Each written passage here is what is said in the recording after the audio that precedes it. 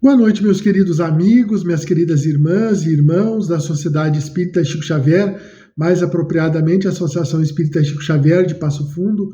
É uma imensa alegria estar com vocês mais uma vez, novamente, colaborando, dando a nossa contribuição naquilo que a gente estuda de doutrina espírita, para que nós possamos crescer juntos, avançar juntos nos grandes propósitos de Deus.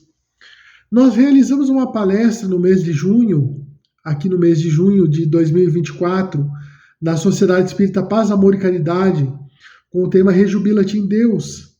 E a Marinês gostou do tema e nos conclamou a fazer a palestra para vocês também. Eu falei, que maravilha! É um tema muito bonito, é um tema muito belo, baseado num texto da Joana de Ângeles com um livro homônimo, ou seja, o nome do livro é Rejubila-te em Deus. E a primeira mensagem do livro também é Rejubila-te em Deus, e é com essa mensagem que nós vamos trabalhar hoje. Nós vamos fazer uma introdução, um introito em Allan Kardec, depois nós vamos complementar com 2 frases de Jesus, depois nós vamos fazer um estudo sobre o capítulo 1 para complementar os estudos iniciais, e aí depois nós vamos ver o Rejubila-te em Deus. Então que Deus nos abençoe, meus amigos, que Deus nos dê paz, amor e luz, confiança, coragem, trabalho, fé em todas as nossas questões de evolução. Então, imaginemos um universo composto por bilhões de galáxias, bilhões de mundos em semelhante condição com a Terra, considerando que não apenas a ciência tem o seu ponto de vista, mas que, sobre o ponto de vista da evolução planetária, nós temos as mensagens de Santo Agostinho, em alguns, nos capítulos primeiros, que fala sobre a questão da transição planetária, dos mundos de provas e expiações, dos mundos regeneradores, dos mundos celestes, dos mundos primitivos. E aí a gente imagina com essa quantidade de astros por todo o universo, por toda parte, e nós participando dessa alegria cósmica. Somos convidados a rejubilarmos com Deus. Então, para o nosso questão inicial, para como a gente vai abordar essas questões, nós pegamos duas questões do Livro dos Espíritos para a gente mencionar a questão de Deus. Que é Deus? Pergunta a primeira questão de Allan Kardec. E os Espíritos respondem, Deus é a inteligência suprema, causa primeira de todas as coisas. Na questão número 3, Allan Kardec pergunta, poder-se-ia dizer que Deus é o infinito? E os Espíritos respondem, definição incompleta, pobreza da linguagem dos homens, que é insuficiente para definir as coisas que estão acima da sua inteligência. Então, a primeira questão é que os Espíritos trabalham Deus como a inteligência suprema. Nós somos seres inteligentes. A inteligência é um dos atributos da humanidade, é um dos atributos da matéria, porque o espírito dormita no mineral, sonha no vegetal, acorda no animal e vive, e se integra na comunidade cósmica como ser humano. Então, Allan Kardec trabalha, ele e os espíritos superiores também, vão falar sobre a causa primeira de todas as coisas, ou seja, a causa inicial, o motor primeiro. Então, dentro desse aspecto, a gente vai pensar também como inteligência suprema que Deus diz respeito às leis que regulam os universos, a nossa galáxia, a nossa pequena Via Láctea, e também Andrômeda e outras tantas galáxias que existem no universo. Allan Kardec pergunta sobre Deus o infinito e os espíritos falam que é uma definição incompleta. Então, isso é significativo para nós, porque o universo sendo infinito até onde a gente conhece, ele diz respeito aos nossos processos de evolução e crescimento, e o nosso endereço, como diz Tim e Vanessa, é o sistema solar. O nosso endereço é o sistema solar, o planeta Terra e o sistema solar. E aí a gente fica avançando nas questões que nos dizem respeito. Sobre as 2 frases de Jesus, nós trouxemos a primeira como Pai Nosso que estás nos céus. A Joana de Ângeles trabalha muito bem a questão da doçura e afabilidade de Jesus, reconhecendo que Deus é Pai, que Deus é amor e que existem definições que aproximam Deus dos homens. Existe uma palestra que a gente ainda não fez, a gente está em elaboração, que é o Filho de Deus. Há um recanto sagrado onde cada um de nós podemos encontrar Deus. Essa noção de divindade, essa noção de amor, de claridade que existe em nossas vidas. Pai nosso que está nos céus.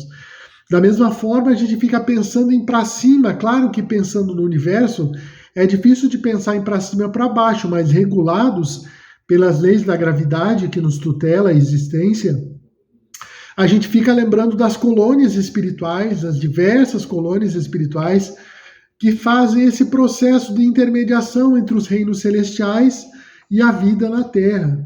Da mesma forma, a gente conhece o umbral também e a gente fica imaginando que na medida que a gente vai avançando, a gente quer andar para cima, a gente quer crescer, a gente quer avançar. Outra frase que nós trouxemos, essa do Evangelho de João, capítulo 10, versículo 30, eu e o Pai somos um, ou seja, existem processos de identificação dos espíritos com a divindade. Então, dessa forma, a gente consegue entender, que existe essa questão que nos tutela a existência. Eu e o Pai somos um, da mesma forma Paulo de Tarso falou, eu e o Cristo somos um. Eu não sou mais eu quem vive, mas é o Cristo que vive em mim. Esses processos de identificação, eles são muito interessantes. E aí a gente vai crescendo aqui. Eu tenho uma imagem aqui na minha frente, infelizmente eu não posso exibir para vocês, mas é uma mensagem uma foto do Divaldo psicografando e a Joana de Ângeles atrás. Então agora nós vamos entrar no capítulo 1, Deus e Joana de Ângeles. O que fala Joana de Ângeles sobre Deus? Ela fala que ressoa na astrofísica a afirmativa de um grande sábio afirmando que o universo é um grande pensamento. E aí a gente vai lembrar de Emmanuel dizendo que o universo é o pensamento de Deus. É o congelamento do pensamento de Deus. Então ela fala que ressoa na astrofísica a afirmativa de um grande sábio afirmando que o universo é um grande pensamento, tem vida, expande-se, na sua infinita grandiosidade é uma unidade pulsante. Cada galáxia é uma unidade pulsante. Cada uma dessas galáxias, com os seus 200 milhões ou 200 bilhões de estrelas, não sei a numeração correta, mas somos em muitas galáxias e muitos universos também. Deus, portanto, encontra-se íncito no ser, dentro de ti, dentro de mim, aguardando ser descoberto e ampliado, assim como no universo, em todas as suas manifestações. Então, na medida que a gente vai crescendo, que a gente vai evoluindo, a gente vai descobrindo Deus, a gente vai descobrindo o seu amor, a sua doçura, a sua estrutura, e mergulhados em Deus, a gente passa a ser chamado de filhos de Deus, pois mansos de coração e puros de alma. Deus, portanto, encontra-se íncito no ser, aguardando ser descoberto e ampliado, assim como no universo em todas as suas manifestações, descoberto e ampliado. Docemente, Jesus o chamava de Pai, numa expressão de infinita doçura e afabilidade, facultando a todos buscá-lo e vivenciá-lo ao longo da experiência evolutiva que mais os aproxima dele. Então, essa noção do Pai nosso que estás nos céus, né? Essa dimensão, essa claridade em relação a espíritos que são mais adiantados do que nós, espíritos crísticos que vivem numa comunhão com Deus indescritível e que são os Cristos de Deus que fazem viver as humanidades, fazem crescer e desabrochar o pensamento, o sentimento, tanto nas ciências quanto nas filosofias e nas religiões também da mesma forma. Joana de Ângeles fala assim: permear-se do seu amor, auscultá-lo na mente e no coração. É o dever que a todos cumpre vivenciar nesse grave momento de aflições e dores que dominam os indivíduos e a sociedade terrena. E aí a gente vai pensar nas grandes catástrofes de maio aqui no Rio Grande do Sul, onde a gente teve a oportunidade de mostrar solidariedade, cada um de nós mostrou aquilo que podia. Diversas pessoas perderam suas casas, diversas pessoas vão ter que voltar às suas casas. fazer toda a estrutura de limpeza, ver aquilo que pode ficar e aquilo que deve ir embora. Então o processo é bastante complicado e parece que a Joana de Ângeles fala aos nossos dias, aos nossos momentos especiais, nesse momento em que nós nos encontramos. Enquanto isso, Deus ama e aguarda. É a ideia de que Deus nos ama e nos aguarda. E aí agora nós entramos no livro Rejubila-te em Deus, na sua introdução, que não à toa ficou por último, porque o nosso objetivo é estudar essa introdução de fato. Joana de Ângeles fala que ante as gloriosas luzes da cultura e da civilização modernas, o ser humano contempla os espaços infinitos e deslumbra-se com as galáxias que pulsam no universo, num ritmo melódico de incomparável beleza.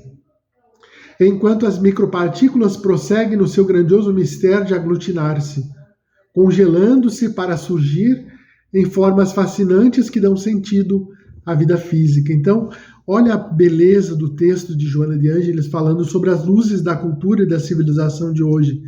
Nós estamos vivendo numa época extraordinária, com conhecimentos, com tecnologias, com conquistas na área da medicina, na área das mais diversas ciências, na área da filosofia também. Temos a capacidade de mergulhar no passado, através das teorias da filosofia, da física, por exemplo, tentar descobrir o futuro do universo, o futuro do cosmos. E aí a gente vê a quantidade de galáxias, a beleza. Eu me lembro das palestras do João Antônio na minha sociedade espírita, meu padrasto e meu amigo.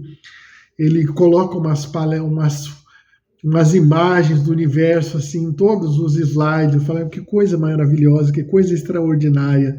É muito bom a gente ver beleza e a gente se sentir participante do universo, participante do processo de crescimento. Em tudo e em toda parte, a beleza e a harmonia, demonstrando a extraordinária capacidade do pensamento divino, no qual o concerto sinfônico do cosmos deslumbra e comove o ser humano, ao mesmo tempo extasiando ante a impossibilidade de compreender a soberana criação. Então ela fala sobre o concerto sinfônico do cosmos. O que é um concerto?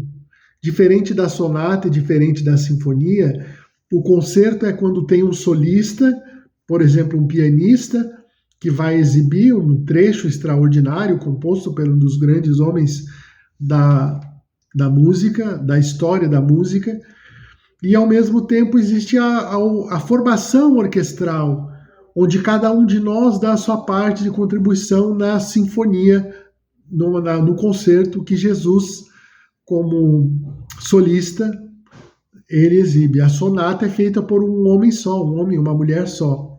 A sinfonia é feita geralmente só por instrumentos, com exceção da Nona Sinfonia de Beethoven, que é uma obra com vozes humanas, uma voz diferenciada. Fala Joana de Ângeles que da pequenina erva que se abre em perfumada e delicada flor, ao pássaro que chilreia no ninho e flutua no ar até os arquipélagos de astros fulgurantes do infinito, facultando a percepção da grandeza do Pai Criador, tudo vibra e se encadeia incessantemente. Então, olha que beleza se a gente pudesse ver as plantinhas, né? Pensar naquela erva pequena, na plantinha pequena, na sua abertura, nas flores delicadas que existem nas nossas vidas, nos pássaros que cantam nos ninhos, nos beija-flores que flutuam nos arquipélagos de astros fulgurantes no infinito, facultando a percepção da grandeza do Pai Criador, ou seja, a grandeza da origem de Deus. Tudo vibra e se encadeia incessantemente. Ela vai falar sobre a delicada borboleta, e agora vai mudar um pouco a estrutura do pensamento. Ela fala que a borboleta oscila na suave brisa, assim como o verme que rasteja no solo e mergulha na lama. Expressam sem palavras os milagres que formam a vida na sua multiplicidade de apresentações. Eu me lembro daquele caso do verme que se transforma em borboleta, num processo de histogênese maravilhosa. Ele entra no casulo e aí ele faz o casulo, fica ali dentro e precisa fazer força para sair. E essa força vai fazendo o processo de histogênese e o fluido do verme vai migrando lentamente para as asas, para que possam andar nas asas. Esse é um movimento de transformação extraordinário que Allan Kardec chegou a comentar no Livro dos Espíritos. Vamos falar também, como Joana de Ângeles exibiu na segunda parte do seu estudo, ela fala sobre o minúsculo DNA onde se encontra toda a história da evolução do ser humano desde priscas eras, assim como nas incontáveis constelações desconhecidas. Existe um equilíbrio que ultrapassa a capacidade de entendimento das mentes mais privilegiadas e audaciosas, apresentando a glória de Deus. Na Bíblia de Jerusalém, no Salmo 19, no versículo 2, tem um texto que diz assim: os céus contam a glória de Deus e o firmamento proclama a obra de suas mãos. Então a gente vai pensar nessa glória de Deus desde o átomo pequenino, as suas estruturas. Aqui eu tenho um texto aqui da sua introdução à física de partículas, fala sobre os hadrons, os mesons, os bárions, os prótons e nêutrons que compõem o núcleo do átomo, os elétrons que constroem a sua eletrosfera, elétron que é um dos tipos de lepton, os quarks que compõem os hadrons, os bárions, os prótons, os nêutrons. Também há outras moléculas, como a eletromagnética, o fóton, moléculas que estão sendo ainda procuradas, por exemplo, como o graviton, do qual já se fala, sobre a força forte e força fraca das partículas, o bóson, e a gente vai pensar, por exemplo, no bóson de Higgs, que trabalha exatamente essa ideia da cola que faz com que os átomos mantenham a sua estrutura, os férmions, né? Então, essas partículas elementares são extraordinárias. E o DNA é feito por proteínas e peptídeos, é uma coisa extraordinária. E ali se encontra a glória de Deus. O firmamento das mãos divinas no microcosmo, tanto quanto no macrocosmo. Diz Joana de Ângeles que ante a decomposição orgânica, demonstrando transformações, e os buracos negros, absorvendo galáxias, renovam-se as maravilhosas construções celestes, confirmando que não existe o repouso, o vazio, e que tudo é movimento, ação e intermináveis experiências de forma e de conteúdo. Então esse movimento da alma, esse movimento do cosmos, esse movimento dos átomos, tudo é movimento. A gente vê as coisas parecem paradas, mas os átomos eles estão em movimento sempre, né? Girando em torno do próprio núcleo, por exemplo, né? E aí a eletrosfera é de uma forma extraordinária, porque os átomos eles são organizados de tal forma que eles têm afinidades maiores para se conectar com outros átomos ou com os mesmos átomos de uma forma extraordinária. Tudo é movimento, tudo é ação, tudo é as experiências da forma e as experiências dos conteúdos. Joana de Ângeles fala também sobre as pairagens iridescentes da Terra, os pântanos em processo permanente de apodrecimento, falando que essas paisagens dos pântanos constituem fenômenos transformadores.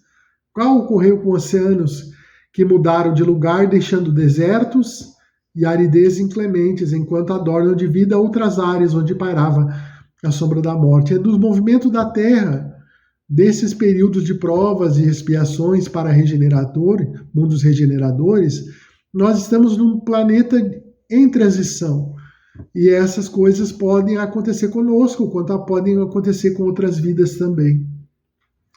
Florestas quase impenetráveis, pomares ricos de frutos, externam o poder da inteligência produtiva, trabalhando os desconhecidos recursos da natureza em contínua transformação.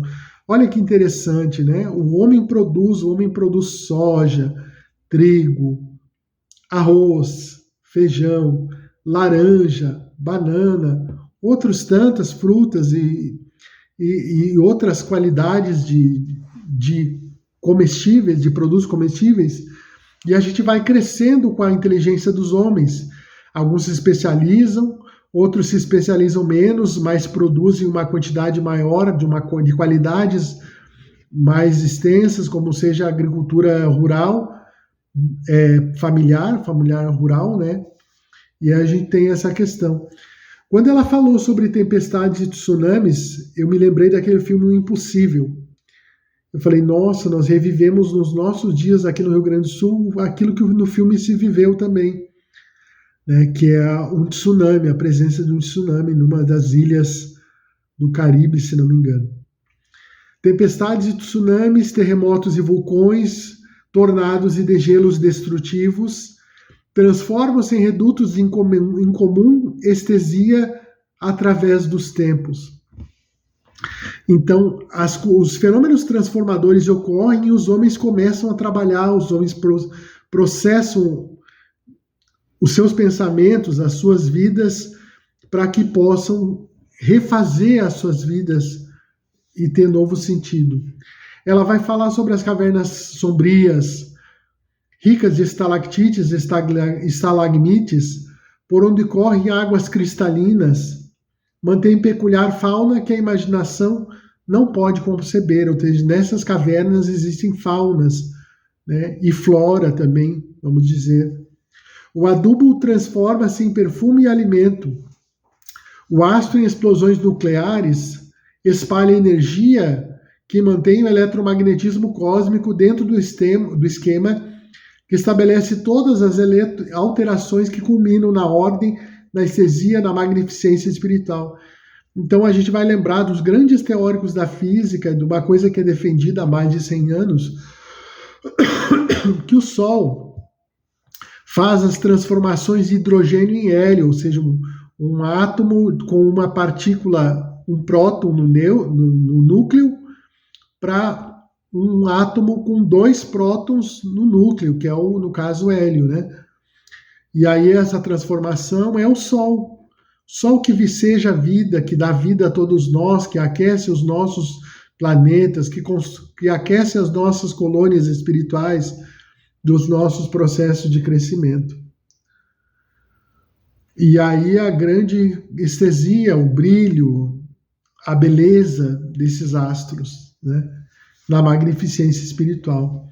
Noites estreladas por miríades de lanternas mágicas e dias ensolarados sustentando a vida em todas as suas manifestações, assim como tudo mais, representam o amor de Deus para com os seus filhos, deambulantes do processo evolutivo das trilhas da reencarnação, a fim de que alcancem a plenitude. Nós somos caminheiros, nós estamos no caminho.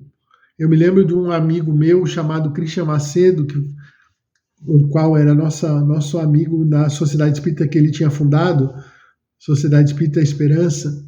E ele falava que Deus é um pai pedestre, que desce para caminhar conosco.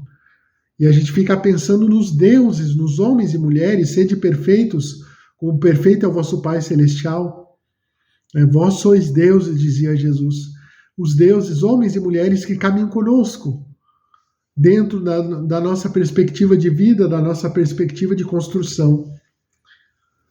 E aí a gente vai pensar nessas lanternas mágicas, nos dias ensolarados, nas manifestações da vida, como tudo mais, nessas trilhas da reencarnação. A gente precisa da reencarnação para que a gente possa crescer, para que a gente possa avançar e evoluir. O seu incomparável amor, o amor de Deus, e a sua sapiência, a sua sabedoria, o seu conhecimento, estabeleceram todos os paradigmas e formas que constituem a criação, a fim de que a vida seja exuberante e grandiosa. E aí a gente vai para o segundo trecho da mensagem, em que ela fala: rejubila-te em Deus, em todos os momentos da tua existência, ou seja, alegra-te com o Criador, alegra-te com o Deus que está dentro de você, alegra-te com as leis divinas que te tutelam e que te amam, em todos os momentos da tua vida. Não relaciones os dias felizes e os desventurados, entorpecendo-te ou exaltando-te desnecessariamente. Cada fenômeno ocorre como efeito de uma causa, nem sempre identificada, mas projetada para a execução do divino programa. Ou seja, existe um programa divino para todos nós.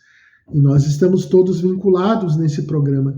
como se nós falássemos sobre a teia cósmica do amor, amor que viceja em cada um conforme o comportamento emocional, psicológico, mental de cada um de nós. E aí nós estamos nesse programa divino. Não considere boas apenas as ocorrências que proporcionam um ligeiro prazer dos sentidos, abrindo lugar para novas buscas de sensações. Tampouco definas como desgraças os acontecimentos que convidam à reflexão e à correção de comportamento. Ou seja, tudo passa. Os bons momentos, os maus momentos fazem parte da construção do ser humano que nós somos. E dentro dessas construções, cada um oferece aquilo que está de melhor. Se não está oferecendo ainda, falta instrução, talvez um pouco de amor, um pouquinho de caridade, talvez um pouquinho de paz, um pouquinho de reflexão, talvez um pouco de boa autoestima, ou um pouquinho de bom humor. E aí a gente vai pensando, o que está faltando para mim para que eu seja mais feliz hoje? Com bons pensamentos e bons sentimentos, ou nos programas em que nós passamos, às vezes, por dificuldades chamadas diversidades técnicas, dificuldades técnicas que nós passamos todos. Técnica que é a técnica do amor de Deus nas nossas vidas, né? Nem tudo que parece ou se apresenta como bom e agradável é possuidor dos requisitos proporcionadores da alegria que produz paz, ou seja, a alegria que produz paz. Focar em uma vida produtiva, focar numa vida com paz também, é pensar na vida após a morte, não apenas pensar na fatalidade da vida de hoje, mas pensar em como o meu processo, qual é que é o processo de cada um de nós de transformação de nossas vidas. Quais são os períodos mais importantes na construção do meu eu, do meu processo de evolução? E aí focar para que eu possa ser feliz em qualquer experiência evolutiva, em qualquer idade. Podemos falar mais diretamente em que eu me encontre. É necessário que a paz interna seja iluminada pela presença de Deus que te sustenta, mesmo sem que eu perceba. Às vezes a gente não percebe, mas Deus está nos sustentando. Desde o ar que te mantém o corpo até o pensamento que te faculta o entendimento das ocorrências, são dádivas da sua misericórdia, a fim de que evoluas e liberte-se dos grilhões da ignorância, filha do primarismo por onde transitaste. Então, o reconhecimento de que nós transitamos por períodos primaristas e que nós precisamos nos desenvolver é a grande questão.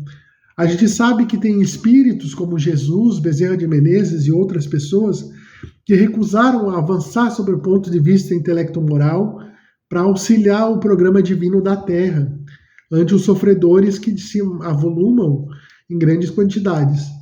Conforme nós falamos no início, a nossa visão pessoal é uma visão otimista de que nós estamos num planeta de provas e expiações, passando para a regeneração, e que nesses momentos acontecem coisas que naturalmente não são agradáveis, mas que fazem parte do nosso processo de crescimento.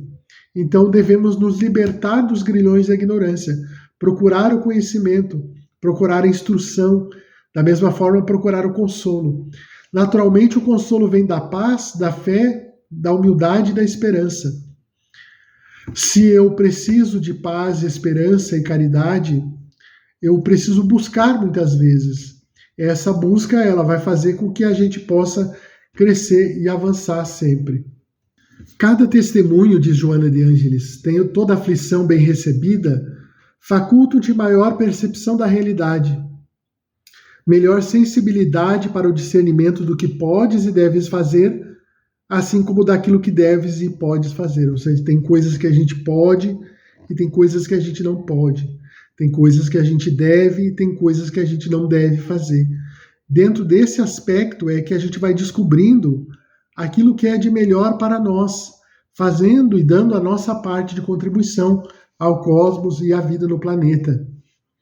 O hábito de rejubilar-te em Deus, de Joana de Ângeles, enriquecer-te-á de serenidade e te considerar a visão correta da existência terrena, com todos os seus significados psicológicos, ou seja, a partir do rejubilamento com Deus, da alegria, nós teremos um sentido maior para nossas vidas, um significado psicológico maior. O júbilo também será uma forma de expressar gratidão a Deus pela bênção do entendimento das suas leis e a oportunidade de bem vivenciá-las. Não estás na terra por eleição pessoal, mas por destinação histórica. Eu pensei assim, quando a Joana escreveu essa frase, ela deve ter escrito para o Divaldo, porque o Divaldo é um médium, então naturalmente que algumas perguntas às vezes sejam perguntas, às vezes afirmativas, são para que o próprio médium possa crescer e evoluir, né? E a gente fica pensando qual é a destinação histórica de um homem de bem como Chico Xavier, Divaldo Franco, Raul Teixeira, Ivone Pereira e outros. Como é que funciona esse processo de crescimento, esse processo de evolução? Então não é a eleição pessoal, nem sempre é a eleição pessoal, algumas mas às vezes existe uma destinação. A gente veio de um outro planeta, a gente está num processo de crescimento, alguns são da Terra desde a primeira vez, outros estão aqui de passagem, e aí a gente fica pensando como esse cosmo é rico, como esse entrosamento nas reencarnações é cheio de significado para cada um de nós.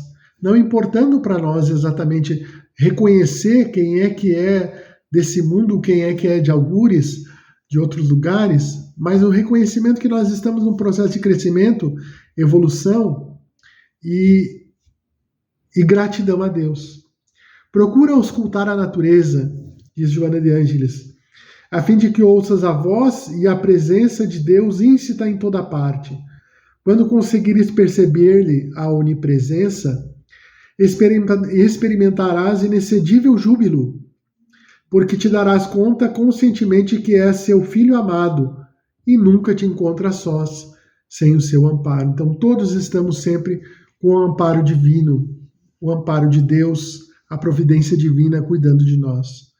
Sai, portanto, da autocompaixão, diz Joana de Ângeles, da queixa, da autopunição, do conflito, e aspira a luz e o oxigênio divino que te darão sentido à existência, contribuindo para que te rejubile sempre sem cessar, sempre alegre, sempre nesse movimento da alma de tranquilidade, de serenidade, no nosso processo de avanço, no nosso processo de crescimento.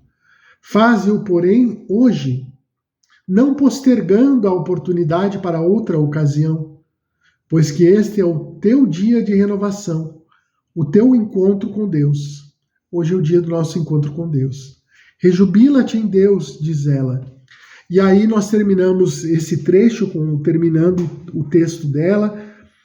Ela recebeu essa mensagem, Divaldo recebeu essa mensagem em Paris, em 6 de junho de 2013. Joana de Ângeles ditou a mensagem, e ela termina a mensagem dizendo assim: não se trata de um trabalho original, mas também não é apenas um livro a mais.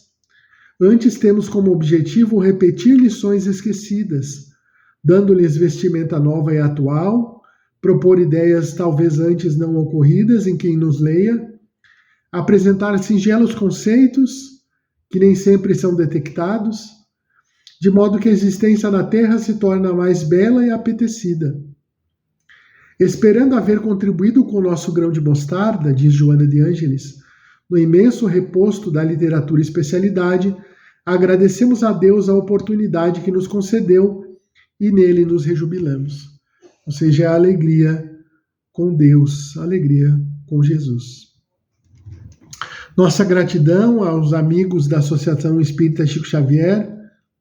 Vamos fazer a nossa prece final agora, pedindo a Deus, nosso Pai, que possa nos abençoar, nos envolver, trazendo-nos ternura, paz, alegria de viver, conformação com as provas que Deus nos concede, para que nós possamos dar a nossa contribuição, conforme os propósitos divinos, conforme as construções intelecto-morais, das quais já somos dignos na grande teia da vida, em que Deus nos oportuniza a crescer e avançar sempre. Deus abençoe todos nós, trazendo-nos ternura e paz, alegria e motivação. Deus nos abençoe. Que assim seja.